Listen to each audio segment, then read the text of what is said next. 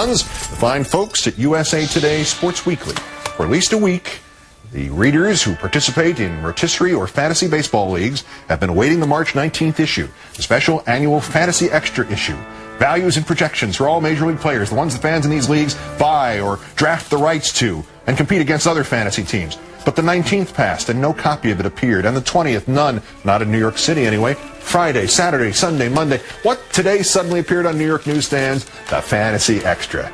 You know what today was? Opening day in Major League Baseball. Most fantasy league drafts were last weekend or earlier.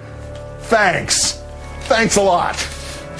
Our runner-up, John Yoo, former Bush Justice Department official, complaining in a Wall Street Journal op-ed that the Democrats' superdelegate system is, quote, undemocratic, that this isn't anything the framers of the U.S. Constitution dreamed up. Number one, the framers also did not dream up political parties, and in his farewell address, George Washington pleaded with us not to have them. So if you're going by that standard, buddy, the Democrats and the Republicans have to disband tomorrow. Number two, whatever means the parties use now, they are 4 million times more democratic than half a century ago, when primaries were beauty contests and the bosses still decided every nomination.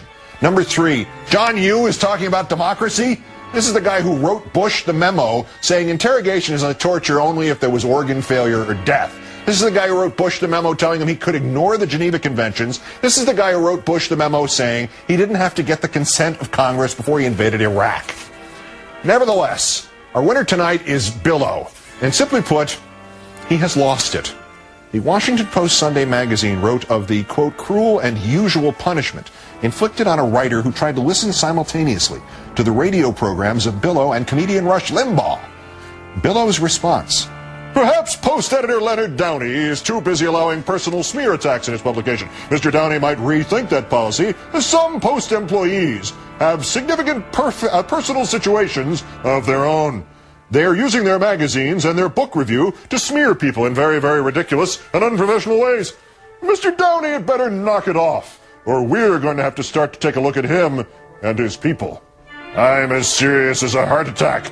If the Washington Post keeps it up, there are going to be some pretty interesting things being reported on them. Blackmail. He's trying to blackmail the Washington Post into not criticizing him.